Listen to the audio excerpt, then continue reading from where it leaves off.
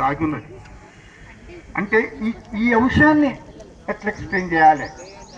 కవులు ఈ అంశాన్ని ఎక్స్ప్లెయిన్ చేయడానికి ఇది దుర్మార్గమైన అంశం అని, ఇది సమాజాన్ని వెనక్కి వెంటైన అంశం అని, ఈ కుల సమాజాన్ని కొనసాగించడానికి ఉపయోగపడుతున్న అంశం అని, ఈ కుల వ్యవస్థ ఉండటానికి ఇదే కారణం అని, కుల వ్యవస్థ ఉండటానికి వివాహ వ్యవస్థే అసలైన కారణం అని అర్థం చేసుకోకపోవటం, లేదా అర్థం చేసుకున్నా కూడా చెప్పకపోవటం అనేది ఇవాళ మనం ఎక్కడ చూసినా కనపడుతున్న అంశం.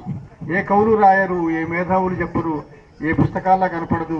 స్వకుల వివాహాలు మాత్రమే వివాహాలు అనేటట్టుగా చెప్పబడుద్ది. స్వకుల వివాహాలను ఎవరన్నా పక్కకు పోతే ఇంటర్ కాస్ట్ మ్యారేజ్ చేసుకుంటే అదేదో తప్పు చేసినట్టుగా చూడటం అనేది ఇవాళ సమాజం యొక్క సామాన్యమైన స్వభావంగా కనపడుతుంది. దీనికి వ్యతిరేకంగా ఒక పెద్ద ఉద్యమం రావాల్సిన అవసరం ఉంటుంది. స్వకుల వివాహాలు కుల వ్యవస్థని నిలబెడుతున్నాయి, కుల వ్యవస్థని కాపాడుతున్నాయి, కుల వ్యవస్థని కొనసాగిస్తున్నాయి అనే దాన్ని, ఈ మెసేజ్ని పెద్ద ఎత్తున తీసుకుపోవాల్సిన అవసరం ఉంటుంది. మనందరికీ తెలుసు, ఎందుకు తన కులవనంగానే సహజంగానే ఒక ప్రత్యేకమైన ఆకర్షణ ఉంటుంది.